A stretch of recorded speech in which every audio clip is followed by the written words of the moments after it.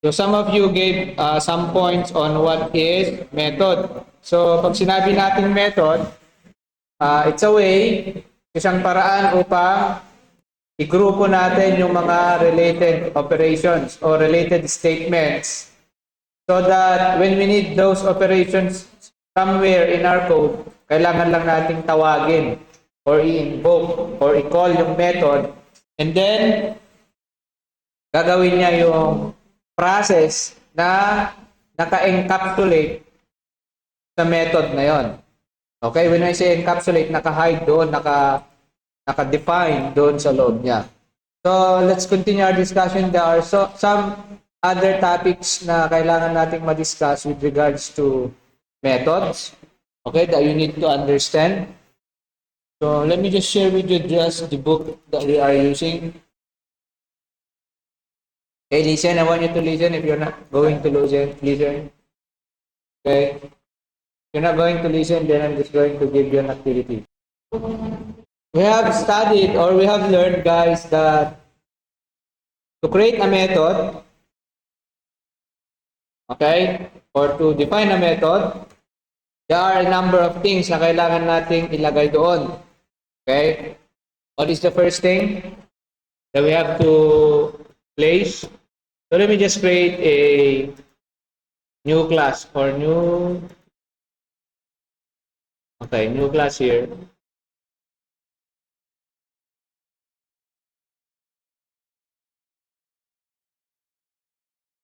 Okay. Now I have problem. Like that. Okay, let me create a new class and name it method 4. Methods 4. Okay, can anybody give me a sample method? Just a method. Yeah, kahit ano. Okay. So, say for example, meron tayong method dito na magre-reverse ng string. Okay, paano natin yung gagawin? For example, we'll have public static void reverse, then string, then word. So, ang gagawin ng method na ito ay i-reverse niya yung ipapasa natin na word. We don't know it yet, but we can already define it and specify what this method will do with regards to the word. Okay? We do not know how this is going to be used later on, or we do not know what word will be given in this method later on, but we know that a word will be given and we're going to use that word. Okay? So, paano natin gagawin? Any solution, how can we reverse a word? No one from the class? Paano natin ibabalik na rin yung word? Any idea? Number 1 that we have to use? Come on. There are many steps that we need to reverse the word.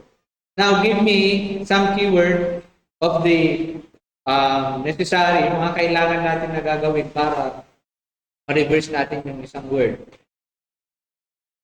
Number 1, gagamitan natin ng ano ba? Among the things na pinag-aralan natin na structure sa programming, ano yung kailangan natin to reverse a word? Gamitan natin ng come on.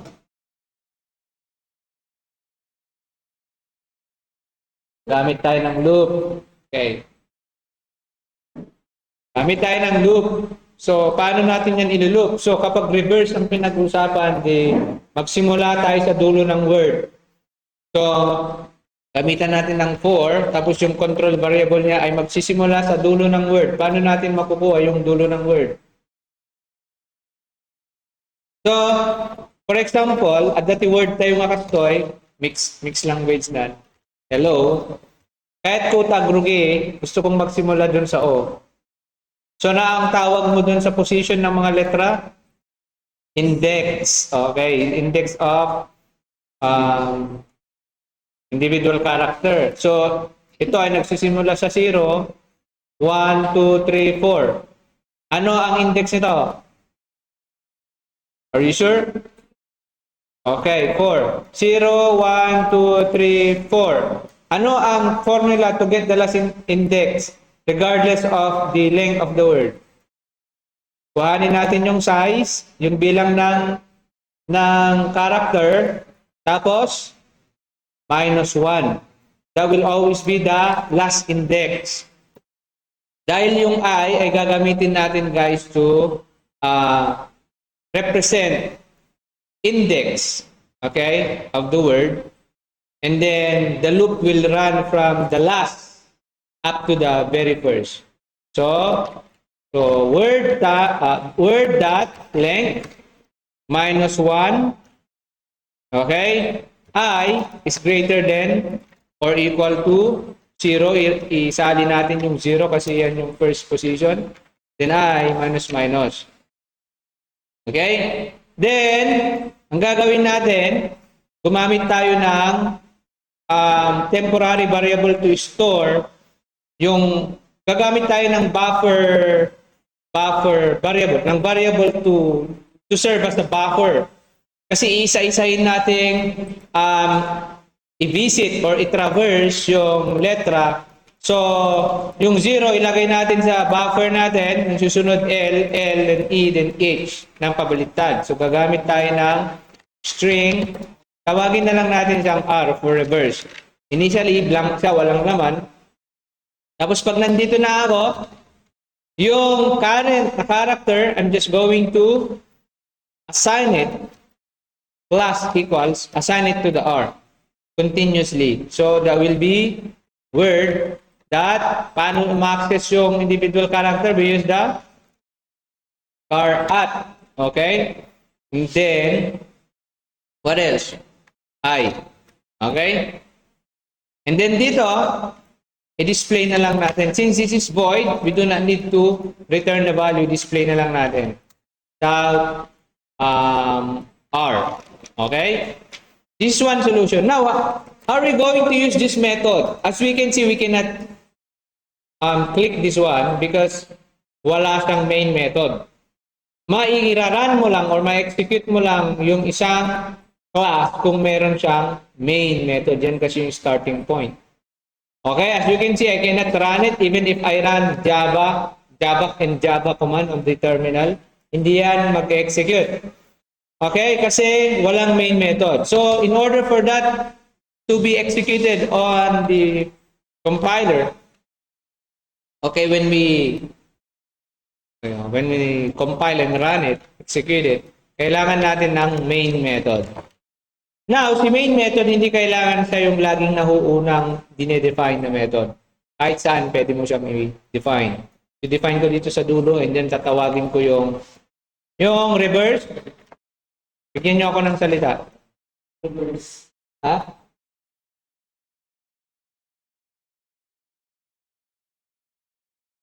Okay.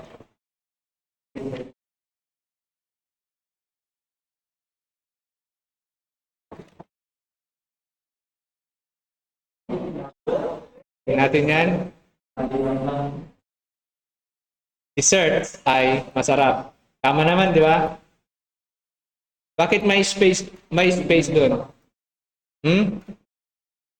Saan nanggaling yung space doon? Blank naman yan. Or ito, may space doon. Sorry. Okay, di ba? Stress ay masarap. So, na-reverse na natin. But before I proceed to other topics about method, I want you to know na ito, this one, ay naipasa. Ang tawag nyo dyan ay argument. That will be received by this parameter. May store siya sa temporary variable na word. So, ang order of execution ay ganito. So, una, magsisimula lagi sa main method. Ngayon, in here, meron tayong tinatawag na method call or method invocation. Ngayon, during method call, yung order of execution ay lilipat doon sa method na tinawag. Hoy, makinig. Yung order of execution ay nagsisimula sa main. Pero kapag tumawag ka ng method, lilipat yung focus doon sa tinawag na method. It's going to perform everything inside it. Pag natapos na niya, pag na-reach na niya yung dulo or kapag pag-encounter siya ng return statement doon sa value returning method, may erase lahat ng variable na ginawa mo dyan. Tapos, babalik na yung order of execution doon sa method na tumawag. Ganon yung proseso. So, kumbaga, pa-jump. And, ang Tagalog ng jump? Patalon-talon yung order of execution in cases na merong method call. Okay, there's another, before I proceed, I remember, with regards to string, you can directly convert them into character array, like this one. You can do it like this one. For example, we have another solution to this is like this. Car, and then letters is equal to word dot to car array. Yan, pwede nyong gamitin yan. Tapos, may I see if we have array reverse. Array dot.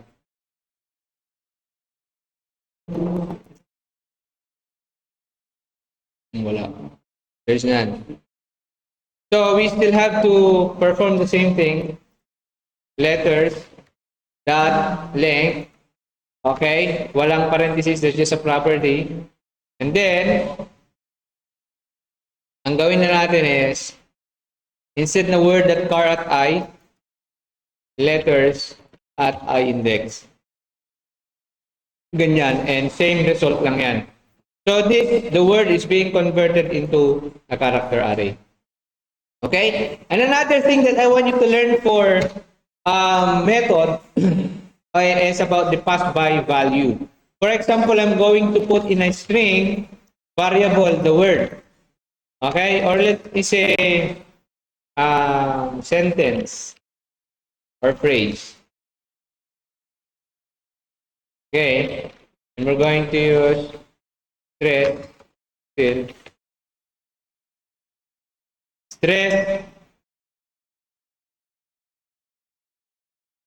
whatever. Balitan ko na nga lang ito. Gawin ko na lang siyang W. Okay? And then, ilagay ko siya dito. Ngayon, kanina ang pinasa natin na argument ay literal value. Ngayon, ang pinasa na natin is, anong pinasa natin? Is it the variable or the value of the variable? Okay, I want to clarify, guys, that we are not actually passing the variable itself. Okay, let me show you. Okay, yung W na yan, that will be represented as word in here. Subukan nating palitan yung laman ng word. Okay? Dito sa dulo, bago magtapos, palitan ko yung laman ng word, which is supposedly represent W here. Pag sinabi ko dito, dessert ay ice cream. Yummy. Huwag na. Bad ata yun? May bad connotation ata yung sayaw na yun? Huwag na lang. So I should expect na yung word ay ice cream yummy na dito. Okay? So tingnan natin. Sa dulo ng ay masarap, ilagay ko yun yung W. Ano ang magiging laman ni W dito? Is it stress pa rin o ice cream na? Who says stress? Taas ang kamay. Who says ice cream? Taas ang kamay. Who says di ko alam? Siyempre, yung mga hindi sumagot, di ko alam. Ang sagot ay stress pa rin. Bakit, sir? Hindi na bago yung laman niya. Because, ang ginagawa natin dito ay, this method call, we are passing by value. Okay? In other words, it's not the variable reference that we are passing here. Ang pinapasa natin ay yung value lang. Okay? Yung value niya, which is stress, which will be stored in this variable that will be created when this method is called. Magagawa lang yan kapag tinawag yung reverse. Lahat ng parameters, guys, sa variable, matatawag lang, mag-create lang sila, ma-allocate lang sila sa memory kapag nagkaroon tayo ng method call or tinawag natin yung method na yon. So in other words, I want you to understand that when we are passing by value, okay, ano man ang gawin mo dito, ano man ang gawin mo in that method, walang effect doon sa variable kung saan nanggaling yung value. Because we are not passing by reference, we are passing by value. But there are some instances, guys, na kapag tinawag mo yung method call, okay, pag tinawag mo yung method call, kung ano ang ginawa mo doon sa method na tinawag mo, mababago rin yung laman na. Yun yung tinatawag naman natin na pass by reference. Okay? So gagawa ko dito ng panibagong method, tapos i-demonstrate ko sa iyo yun. Paano naman yung pass by reference? Pass by reference only works for array and objects. Okay, wag mo na yung pansinin yung objects. Sa array muna kasi pinag-aralan na natin yung array. Gawa muna tayo dito ng panibagong method. Tawagin natin siyang, bigyan nyo nga ako ng another method. Okay, this time gawin natin reverse number. Okay? Reverse, static, void, reverse number. Tapos, ilagay natin dito int number. So, anong gagawin natin para ma-reverse natin yung number? Any idea? You can make use, guys, of the principle na pinag-aralan natin kahapon, yung pinasolve ko sa inyo how to reverse how to get the sum of digits. So, kuhanin natin yung last digit individually. Okay? Tapos, ilagay na lang natin ulit sa string buffer. Tapos, i-convert natin as a number kung kailangan. O, ganun ang gawin natin. So, what I will say is this one. So, gagawa tayo dito ng string R. Okay? Tingnan nyo yung solution. Oy, I want you to listen, ha? Okay, I'm recording this for the sake of those who are without or who are not here. Okay, so we use the while. While num is greater than 0, we just use the principle that we did yesterday. So, R plus equals num. How do we get the last digit? We use the %10. But there will be a problem here. R is a string, but this will return a number. Now, I should expect this to have a problem. There should be a problem here, but it's not showing. This will not work. You will see that later on. And then I'm going to remove the last digit. R is equal to, it should be the num is equal to num divided by 10. Save natin yan. Display na natin yung R. Huwag na natin i-convert. Kung kailangan natin i-convert back to number, for example, i-return natin siya. Pwede natin siyang i-convert into number ulit. Paano natin i-convert? Num now will become integer dot parse int. Ang gamit ng integer parse int, i-convert natin yung string na numeric ang laman into an integer variable. So ilalagay na natin dito yung R. Okay, tapos i-display na lang natin sa R. Okay, so gamitan nga natin yan. We're going to test it out. Dito na lang sa una. Okay. String, not a string. Int number is equal to 5, 6, 7, 8. And then, tawagin natin or i-call natin yung reverse num. Ipasa natin si number. Okay? I expect this to return a reverse number. Then, for now, for debugging purposes or testing purposes, i-disable ko muna to. I can just comment it like this. Or, I can just bypass it by using the system.exit. Then, just a status 0. Ano ba yung kanya? The status is just a status that we can use when we call it. Okay, it's just a... You can choose any number here. It's just like it is just used, ginagamit lang yan for signal purposes or signaling or identification what caused the exiting. But this is a deliberate na pag-exit, so gawin ko na lang 0. Hindi ko naman yung gagamitin. Okay? Just to run the exit. Okay? I-run natin yan. Yung 5, 6, 7, 8 dapat magiging 8, 7, 6, 5. Okay? I know that there could be a better solution to this rather than using a string buffer. Okay? There could be a formula wherein as we proceed, we can just multiply or add a number and it's going to create a reverse string. Now, I haven't found out, I did not, to minimize the use of time, okay, sa discussion natin is, let's be content with that solution and then you may discover a better solution to that later on. Okay? So, now this time, ang gagawin na natin is, oy sir, sabi mo yung pass by reference. I'm sorry. Diba? Yung reference lang na sinasabi ko is for the pass by reference, right? Isn't it? I'm sorry about that. I forgot. Okay. Okay, so gawa na lang tayo ng panibago. Reverse array naman ngayon. Yung array na lang. Public, static, void, manipulate array. Ito, tatanggap siya ng kahit ano. It's just it's a array of number. I want to demonstrate to you the pass by reference. Okay, for example, I have here an int x which contains 1, 2, 3, 4. Okay? Ngayon, tatawagin ko si manipulate array. Ipasa ko si x. Okay? Then, dito, i-display ko yung, for example, I'm going to manipulate in there the first element.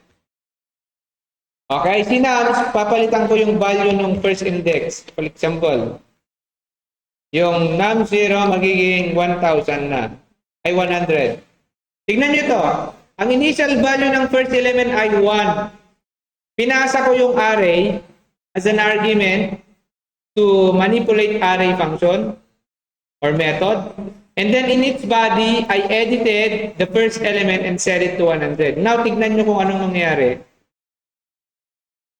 System.exist. Exit.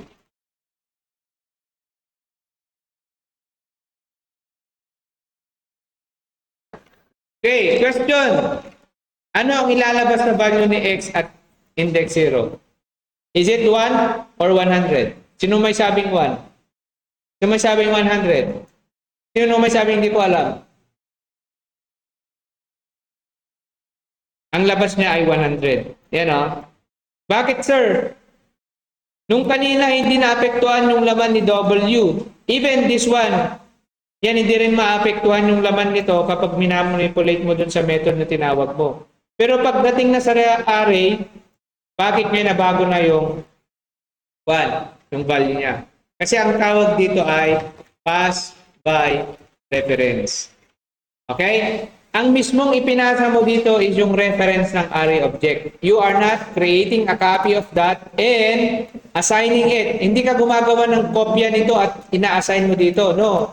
Ang pinapasa mo dito is the actual name or the call reference of this object or of this array in the memory. Pinasa mo siya. Kaya kung ano man ang gagawin mo dun sa method na kung saan ay tinawag mo at pinasa mo yung array, mababago din siya. Pabalik. Okay? I manipulated nums there. The effect will be reflected here because I pass it by reference. Hindi katulad ng pass by value. Ano ibig sabihin niyan, sir? Lahat ng primitive data type, class, string, kapag ipinasa mo as argument, laging pass by value ang nangyayari. Pero kung yung argument mo ay array or pwedeng object din, ang ipapasa mo hindi copy ng value, it's basically the reference to that same object. Okay? Pwede mo pang i-edit dito kung gusto mo. Paano natin to edit? Kapag ginawa natin null yan, ay hindi, yung nums. Yung nums, gawin nating null. Ibig sabihin ng null, wala nang laman yung kwan. Pag i-run natin to, magiging error na yan.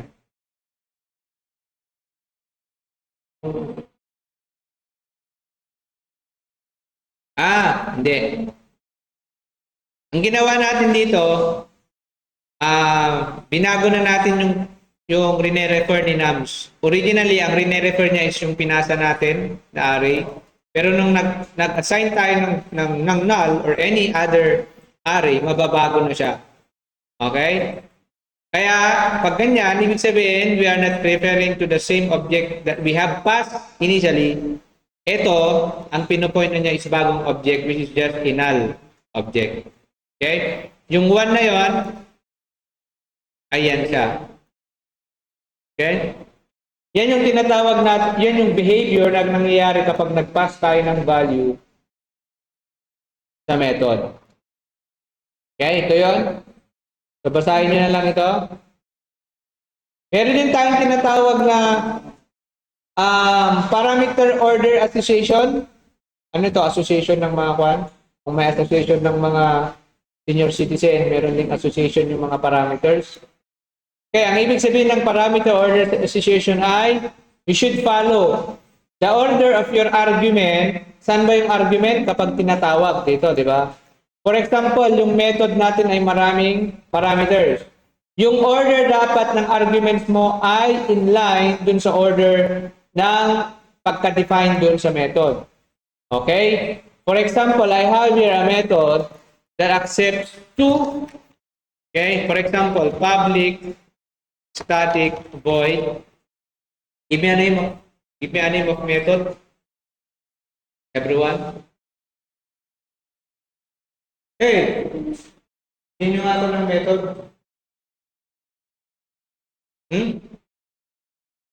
Kahit ano. Tapos, bahala na akong mag-implement sa method na depende sa naisip mo. Ha? Suspended? Ano ba yung gagawin natin sa suspended? Other? Ha?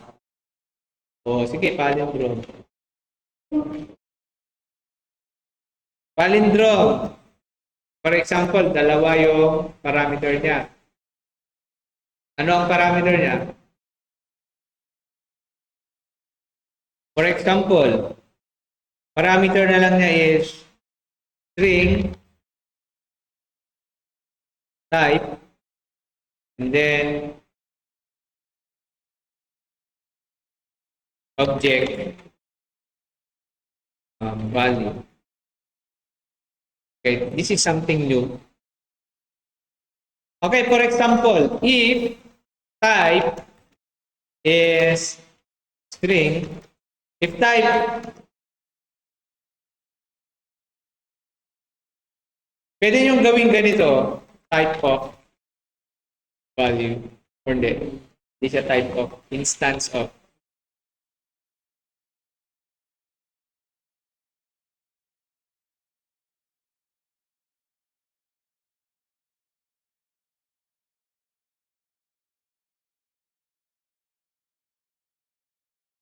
No, I forgot it. Never mind.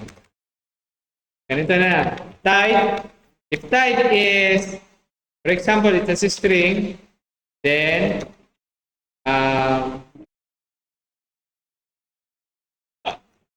that equals yun. Bawal yung ganun, di ba? Hindi nyo ako kinokorek eh. Yan. Then, check string palindrome. Else, if type is numeric or integer, int na lang, check in palindrome. Equal na naman. Type equals. Guys, pag inaantok kayo, aantokin rin ako.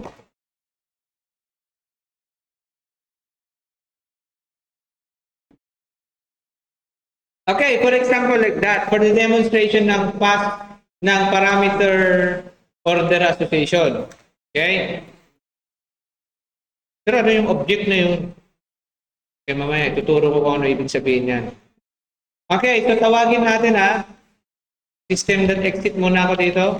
Kasi gusto ko lang i-try. So yung ginagawa ko guys is just a practice of trying out code immediately. Ayaw kong ilagay sa dulo niyan. Ang dami ko pang dadaanan. Gusto ko lang naman i-check yan. So ilagay ko na lang sa dulo and then i-bypass ko na lang yung mga nasa baba. Because I am just testing things. Okay? This is not actually I'm not actually designing a program here. I am just trying things out here. Okay? So for example, palindrome, tapos ang type nito ay string.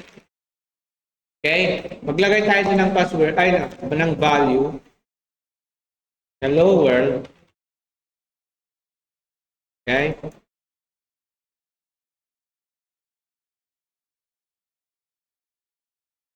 Palindrome. Int naman. 1 to 1. Okay. So, anong ginagawa mo? So, I want to teach you the parameter order association. So, kapag tinawag yung method na yun, dapat yung order ng argument mo inline dun sa pagkagamit mo, ay pagka-define mo. So, for example, my type should go to type. Hindi ko pwedeng baliktarin na ganito. 1 to 1 muna dyan, tapos yung type ko ay int. Mag-e-error na yan because my first expects a string argument. Kasi string siya doon. Tapos dito, okay, sabihin ko na kung anong ibig sabihin ng object. Ang object, guys, it is the general data type for all types. Okay?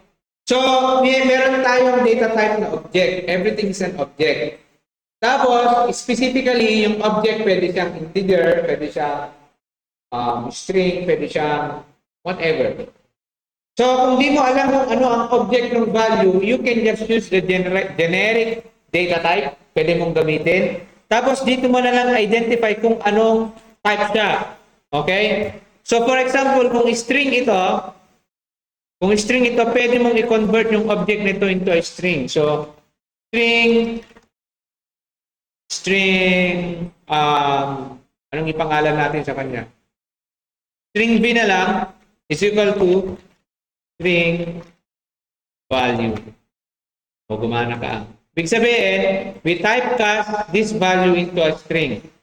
Dapat gagana yan. I-display nga natin South B.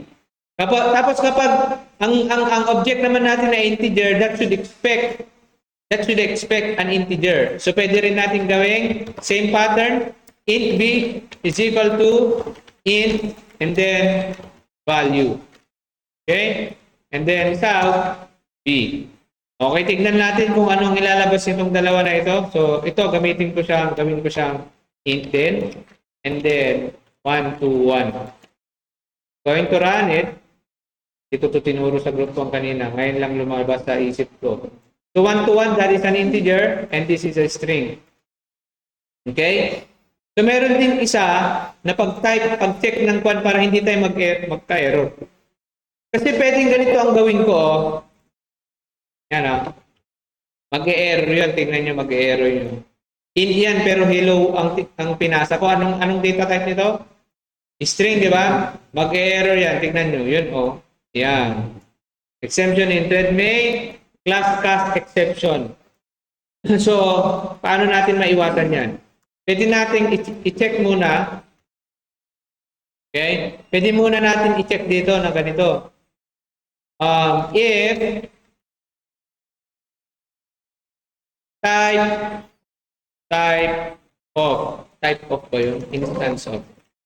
Yung type of ata is sa ibang language. Alam mo, kapag marami ka nang natutunan na language, minsan napagbabaliktad mo na yung mga kuwan. Type of, I think, is JavaScript nga, tama. Yung hinahanap ko ay instance of Java.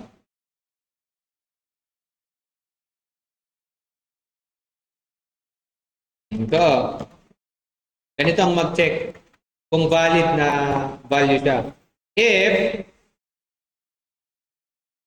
value instance of string.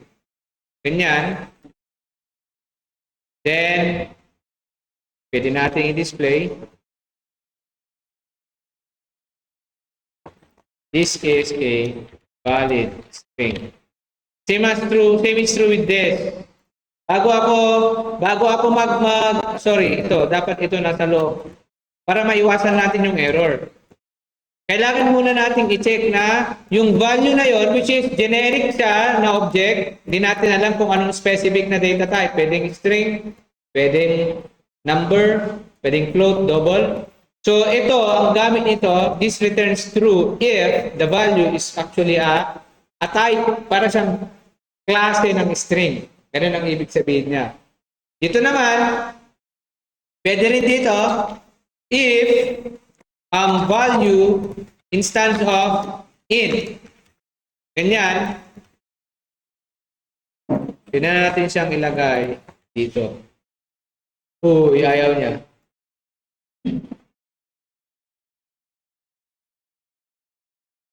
Yan, yung class kung gusto niya. Pinag-aralan na natin ito guys, di ba? Na bawat primitive data type, meron silang class type na counterpart. Isn't it? So, yan. Lagay lang siya natin dito. Save natin dito. Try natin mag-else ito. Else, provide a valid number. Okay? Balikan natin dito, tapos ibalik natin ito sa 1 to 1. Pag i-run natin yan, wala na yung error. Please provide a valid number. Hindi na siya nag-red. Diba? Yung nag-crash kanina. Kasi tinek na natin. Ito. Okay? So, panibago yan. Panibagong pan yan. Pag meron kayong generic na data type, di nyo alam, pwede nyo gamitin yung object. Kahit ano, pwede mong ipasa dyan. Pwedeng class object, pwedeng array. Hindi siya pwedeng array kasi hindi siya naka-array. Kung array siya, dapat nakaganyan. Okay? Hindi pwede. Yung object na yan, again, represents any. Sabi niya, class object is the root of the class hierarchy. Every class has object as a superclass. All objects, including arrays, implement the methods of this class. Okay, so yan yung tinatawag nating parameter order association. So ang ibig sabihin nito, pag tinawag mo yung isang method at pinasa mo yung mga arguments, dapat yung data types niya is inline dun sa parameters or formal parameters. Okay, let's proceed to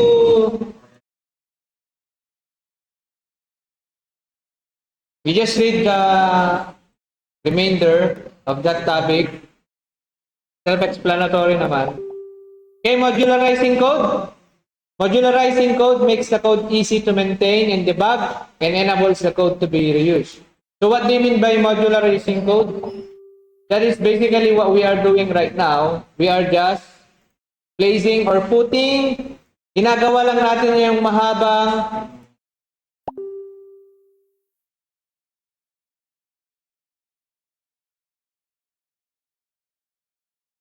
ginagawa niyang yung mahabang codes natin, ginagawa natin simple and short by placing them into modules or smaller, more manageable codes. Okay, yan yung ibig sabihin ng modularization or modularizing our code.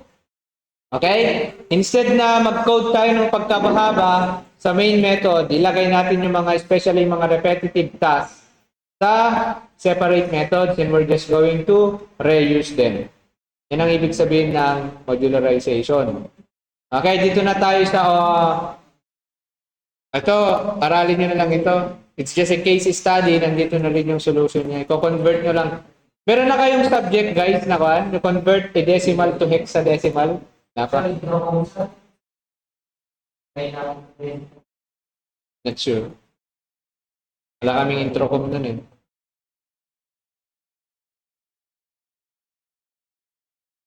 Okay, so overloading methods na tayo. So ano naman ibig sabihin ng overloading methods? Anong naiisip niyo pag naririnig niyo yung overload?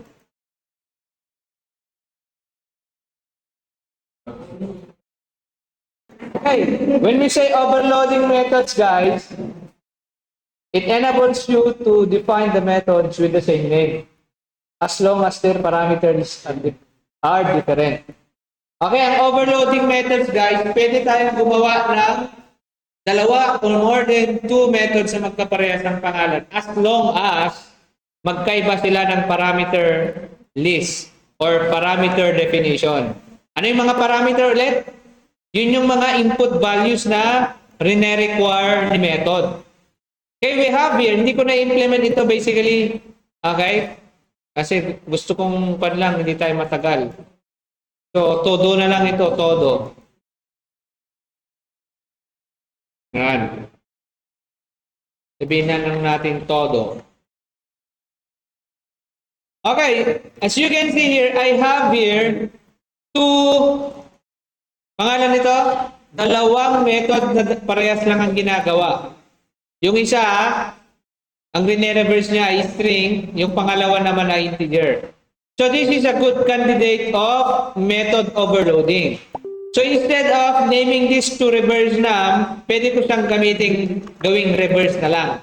Walang error yan, kahit na magkaparehas sila ng pangalan. Okay? Ngayon, kapag variable ang pinag-usapan, you have to do not redeclare a variable, right? Pero sa method, pwede mo siyang i-redefine as long as magkaiba sila ng parameter definition. Pwedeng ito wala, basta wag silang parehas, mag-e-error yan. Halimbawa, string din yan. Mag-e-error yan kasi identical na sila. Palilito na yung compiler, hindi yan acceptable. Okay? Ngayon, kapag kinol mo, dun sa baba, ito, palitan na natin to ng reverse. Ngayon, si compiler o si Java, bahala na siyang mag-identify kung alin sa dalawa ang tatawagin. Depende dun sa pinasa mong argument. So, since I am passing an integer argument here, automatic, tatawagin niya yung reverse method na tumatanggap ng integer. Okay? But in other cases wherein, okay, ang pinasa natin ay string, tatawagin niya yung reverse na tumatanggap ng string argument. Okay? Yan ang ibig sabihin ng overloading. Ang pinaka-purpose nito guys, nandito, basahin nyo na lang yan. Overloaded methods must have different parameter lists. You cannot overload parameters based on different modifiers or return type. Overloading methods can make program cleaner and more readable. Methods that perform the same function, pag pare-parehas lang yung ginagawa pero iba yung parameters, they should be given the same name or you can overload the method. Okay? Naunawaan? Basta isaalang-alang nyo lang na magkaiba sila ng parameter list regardless of whatever return types. Okay? Huwag kayong mag-overload na ganito. Halimbawa, void yan. Tapos ito, in-overload mo nga string pero binago mo yung return type na ginawa mong integer. Mali yan. Okay? Mag-error yan. Bakit? You're not actually overloading the method kasi magkaparehas lang sila ng parameter. Sir, magkaiba naman ng pangalan ng tawag nito? Parameter variable, regardless. Ang basis dito is yung data type ng parameter. Parehas silang string ang tinatanggap. Kahit na magkaiba sila ng return type, hindi yan pwede. Bawal yan. Okay? So, dapat pag nag-overload ka ng methods, guys, they should have a different set of parameter. Pwede yung isa wala, pwede yung isa dalawa yung parameter niya, 3, 4, basta wag silang magkaiba. Pwede parehas sa isa sila ng parameter, wag lang magkaparehas sa data type. Okay? So tuloy natin para mabilis na tayo. Kung tapos tayo maaga, uuwi kayo na maaga. Dito naman tayo sa scope of variable. Napag-aralan na natin ng scope of variable nung pinag-aralan natin ng if statement at for statement or for loops. Scope of a variable, ang ibig sabihin ng scope of variable is kung saan mo lang pwedeng gamitin yung isang variable. Okay? The variable can only be used dun sa scope or dun sa block kung saan siya nakadeclare. For example, itong int i na yan at saka yung int j, Nakadeclare siya sa loob ng block na ito. Kaninong block yan? Kay 4 block. In other words, yung J at saka I, pwede mo lang gamitin within that at hindi mo pwedeng gamitin sa labas. Mag-error yan. Hindi nyo mahanap yung variable. Same is true with methods. So, ganito sa methods din. Same principle. Halimbawa, meron akong string R dyan, no? For example, gamitin ko siya dun sa main method, yung R na yon. Tingnan nyo itong mangyayari. R is equal to Bakit red yun? Kasi error. Sabi niya, cannot resolve symbol. Ano ibig sabihin yan? Hindi siya nakadeclare. Eh sir, nakadeclare naman dun, oh. Ano explanation? Hindi niya scope. Hindi niya scope. Yung parang ibang mundo. Itong yan, ibang mundo na yan, ibang mundo yan, mundo ni main yan. Tapos, ito, mundo naman ni reverse. Kung ano ang dineclare mo sa mundo ni method na ito, or sa scope, or sa block ni method na ito, hindi mo pwedeng ma-access yan sa ibang mundo. Or sa ibang method. So, yan yung ibig sabihin ng scope. Parang kay for loop at kay if statement. Yan. Pero meron din tayong tinatawag na yun, ang tawag kasi doon, ang other reason yan, kasi yung R is only local to this reverse. Anong ibig sabihin ng local? Ito. So, it also means, guys, that R is a local variable to the reverse method. Pwede rin tayong mag-declare ng global variables. Pag sinabi natin global variables, they are accessible within this class scope. Ito kasi method scope siya ni reverse. Pag dito na ka na sa labas, ang tawag na dyan ay class scope. In other words, pwede siyang gamitin ng lahat ng method or anywhere within the class. For example, meron akong static. I-declare mo siya as static. Okay? Kapag global na. Tapos, in x is equal to 100. Yang x na yan, pwede kong gamitin doon sa loob ni main. Pwede kong i-refer. Kasi accessible siya anywhere. Because x is ang sabi dito, it is a global variable. Okay, nagets nyo? Ano ang difference ng local versus global variable? Si local, ang scope niya ay limited lang sa kanyang sa place kung saan siya na-declare. Si global naman, it is declared in the class-wide scope or class-level scope. Ibig sabihin, pwede siyang ma-access anywhere in the world. Anywhere in your class. Okay, that's just an example. Example of global variable. Accessible anywhere in the class. Okay? Tapos naman ito, ang sabi dito, example of local variable accessible only to this scope, which is a method scope. Okay? Naunawaan? And pupunta na tayo sa pinakalas na topic natin. Punta lang tayo sa page 15. Dito na tayo sa method subtraction and stepwise refinement. Okay? Take note of those things, yung mga tinuro ko sa inyo, magagamit nyo yan sa pag-solve ng problem. Honestly, guys, halos na-cover na natin yung mga basic na kailangan natin to be a programmer. Kailangan na lang natin na i-practice, pagsama-samahin to come up with a good design. Halos lahat, na-cover na natin. May mga ilan na lang, yung exception, later on na lang yun. There are just other things na kailangan lang natin pag-aralan, and then after that, pwede na kayong official na programmer or developer. It's about abstraction. Ano ito? Actually, we have talked about that over and over during our discussion. tutukan lang natin para ma-appreciate nyo kung anong ibig sabihin niya. Okay, so method, abstraction, and stepwise refinement. Okay? So beginning programmers like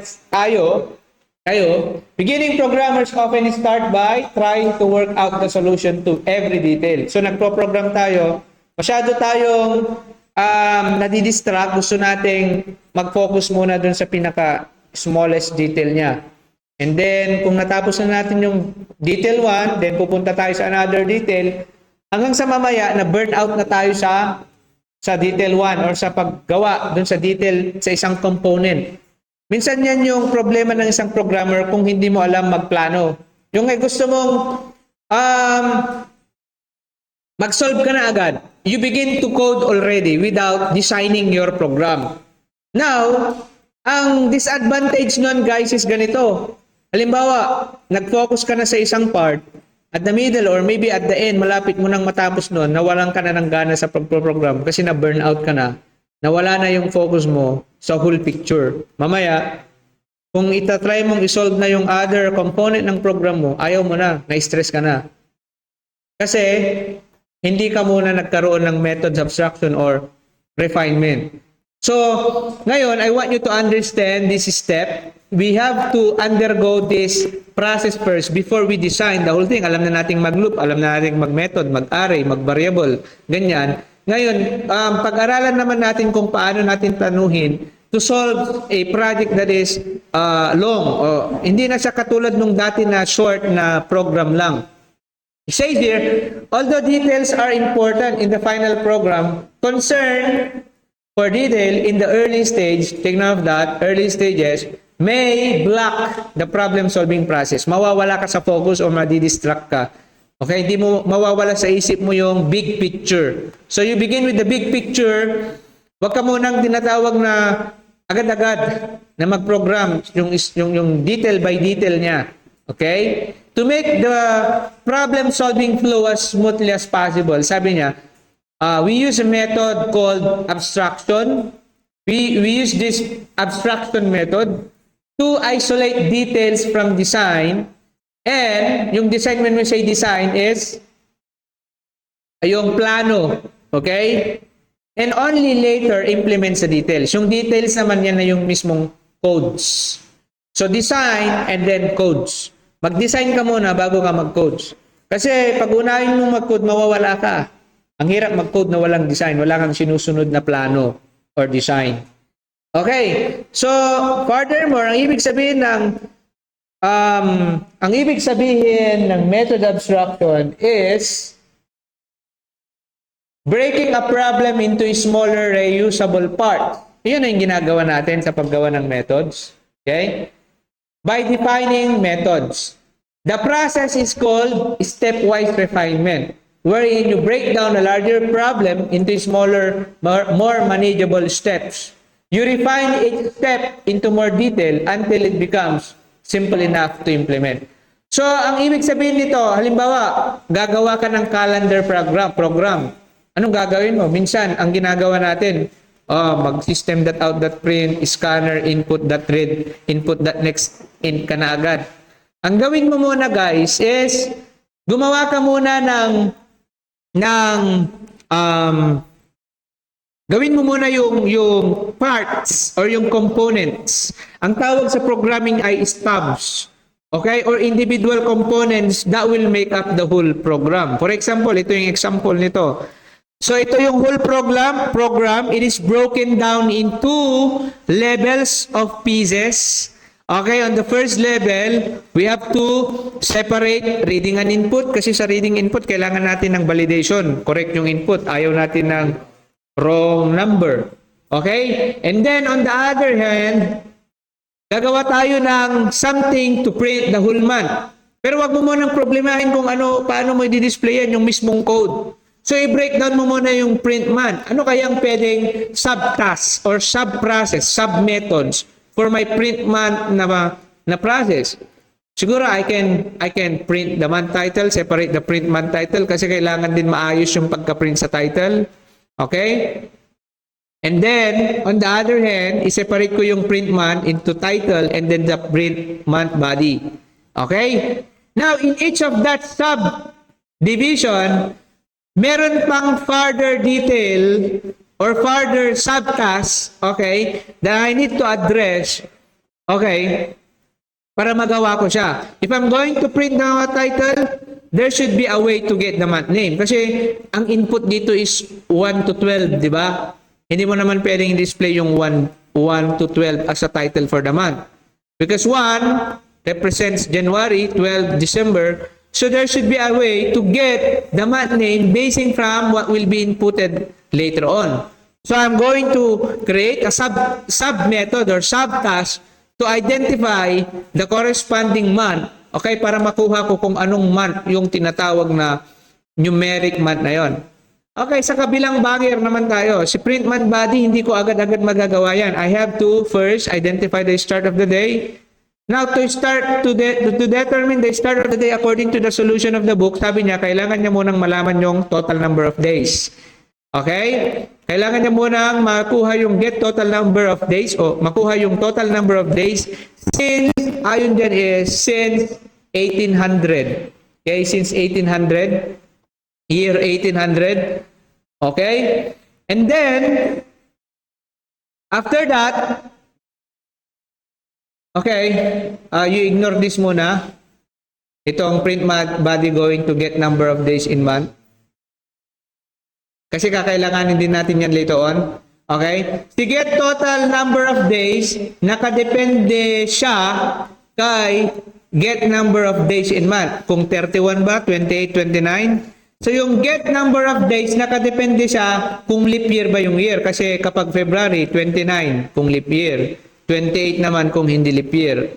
So yan na yung dulo. Yan yung pinaka-smallest element ng process natin. Okay? Now ito, kailangan din niya si printman body. Si printman body, kailangan din niya si get number of days in month. Kasi kapag mag-display ka na ng body niya, i-iterate mo from 1 to the total number of days in month. Okay, so with that design, without knowing the code yet, meron kang focus. So nasa iyo kung ano ang unahin mo. After that design, you can now apply these two steps, yung top-down at saka yung bottom-up. Anong kabaliktaran ng top-down? Top is bottom, down is up. So bottom-up. Yung top-down, okay, it is a design approach where basically it's not a design. Yeah, it's a design. So si top-down is the design approach. Tapos dito naman basically it's for the implementation na, yung bottom-up. Okay? Si top-down is a design approach wherein you start with the overall problem and break it into smaller. Katulad ng ginawa niya, break niya into smaller, more manageable pieces until each is simple enough to implement. Okay? Yan yung top-down. Magsimula ka sa pinakamalaki, pababa. Now, pag natapos na tayo, yan is para sa design yon. Ngayon, punta na tayo sa implementation. Pag sinabi natin implementation, gagawin na natin yung codes. Typically, ang i-apply na natin yung bottom-up. Ibig sabihin, yung pinakamababa, gawin mo muna. Sa line na ito, gawin mo na yan kasi wala naman siyang subtask. This in itself is already simple. So, pwede mo nang diretsuhin yan. Okay? Second, hindi mo muna pwedeng gawin si printman. Bakit? Kailangan mo munang gawin yung pinakamababa. So, ang ibig sabihin nito, magsimula ka sa pinakamababa, gawin mo muna si sleep year, and then gawin mo si get number of days in month, and then total number of days. If necessary, yung gagawin natin later on, gagamitin na lang natin si seller congruence para hindi natin to gamitin. Pero kailangan natin ito. And then, after pag natapos mo na yan, you can already get the start day, and then print month body, and then pag natapos na, okay, gawin mo na rin yung other half for the print title. So, gumawa ka ng method to get month name, and then after that, you print the month title. Pag na-print mo na yung month title, na-print mo na yung month body, nagawa mo na yung print month, yung buong calendar. And then, pag samahin mo yan, nagawa mo na yung buong calendar. So, ang design nito, yung implementation, you begin from the smallest unit, meaning bottom, going up until you implement the whole picture. Sa implementation. Sa design naman, you go from top down. Ibig sabihin, magsimula ka sa big picture and then break it down into a smaller component. So, i-apply natin yan. Meron akong sample program dito where we can do that. Okay, yung tinatawag na calendar. So, gumawa ako dito ng one. I have a ready-made program dito and we're going to apply that. And that is the last topic. We are until what time here? Okay, so meron akong big program dito. Yan, yung activity nyo last time. So, isang method lang yan, no? Ang haba-haba. Okay, let's make it as a pattern. So, mag-design muna tayo. So, gagawa ko dito ng bagong class. Anong pangalan natin? Kalendaryo. Okay? So, anong kailangan natin? Main method. Sa main method, kailangan natin ng get month and year. Ano pa? So, kakanin na natin. So, meron tayong int month. Gamitin na lang natin yung methods to that get number na dinefine natin sa other class na kay method siya. O, tignan nyo, hindi ko na kailangan gumawa ng get number kasi nagawa ko na, di ba? Di ba? Ganyan na lang. Tapos, enter month. Like that. Okay, and then int year is equal to methods. Okay, nag-get nyo ito? Saan ko kinukuha yung get number na yan? Di ba, dinefine na yan nung previous class? Okay?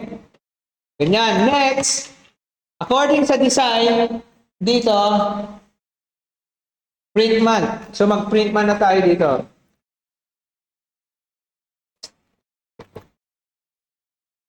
Okay? Print month.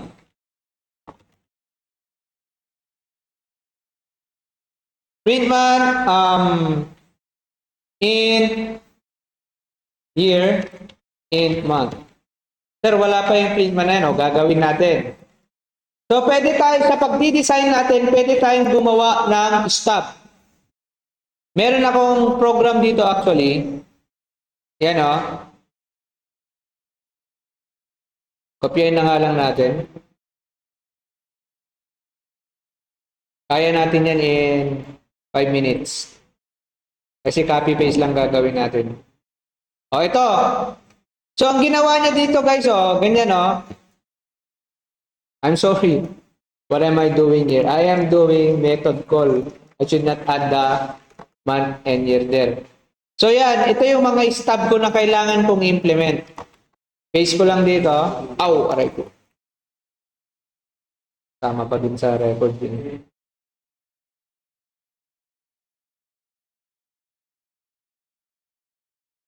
Yan, and then paste.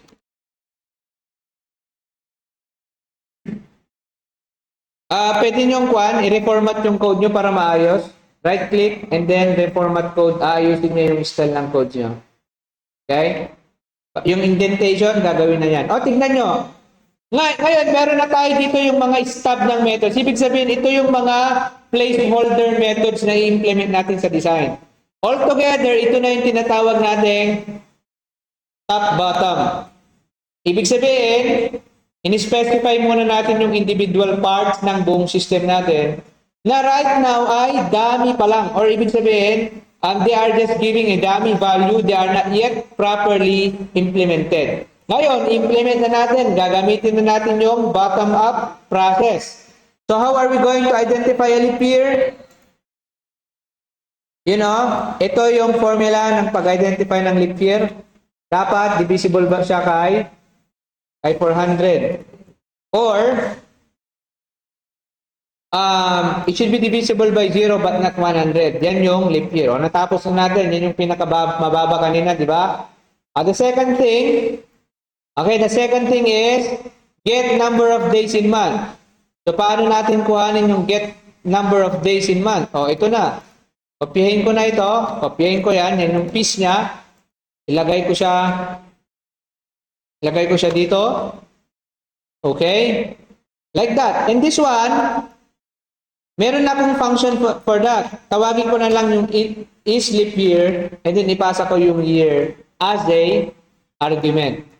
O, di ba? Simple kasi meron na siya dito. Na-define na siya. Ngayon, ang i-return ko na dito is yung days in month. Like that. O, natapos na. Get number of days in month. The second thing is, get total number of days. Ito, lagtawan na natin. Bakit? Gagamit tayo ng Zeller's congruence. I-delete na natin yan kasi unnecessary. For the get start of day, okay, yung get start of day, meron tayong formula dito, which is this one. Okay? I'm just going to copy that from here using Zeller's congruence. Okay, paste it here. Like that, like that. Si Q1 hindi natin kailangan kasi first day lang naman yung hahanapin natin.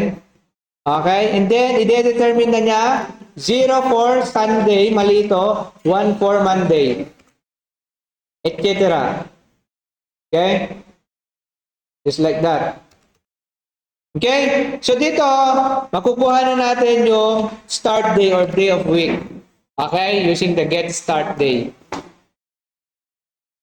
Okay, get start day. Nagawa na natin using the Zeller's congruence. We still have 3 minutes. Tapusin natin yan. Get month name. So, si get month name, meron tayo dito. Yan. Ito lang. Kopyahin natin yan. Guys, nakukuha nyo. I want you to understand what am I doing here. So, yung ginagawa ko yun is parang binubuo ko yung big thing out of these pieces. Okay? So, month names. And then, I'm going to have the index month minus 1 kasi nag-start sa 0 yung indexing nila. O, nakuha ko na yung get month name. Diba? Nakikita nyo yung ginagawa ko? From the smallest, I am working to the biggest. Ginagawa ko muna yung individual smaller or lower level na task bago ako pupunta sa pinakamataas. Pwede ko na bang gawin yung print month body? Oo, pwede ko nang gawin yan. Yung print month body, paano ko yan i-print? Meron ako dito, yung piece of code, ito. Kopyahin ko lang yan. Ito yung code sa solution ng problem natin last time. Yung day of week, paano natin kuhanin yan? Meron na tayo. So, maglagay na lang tayo in day of week dito. Saan natin yan kukuhanin? Yung ito, yung get start date. Okay? Get start date. Okay? And then yung days of month naman, saan natin yan kukuhanin? Of course, ipasa natin dito yung year. Okay? Yung order niya is year and month muna. Saan natin kukuhanin yung year and month? Yung galing din sa parameter. Okay? Tapos dito yung get number of days in month.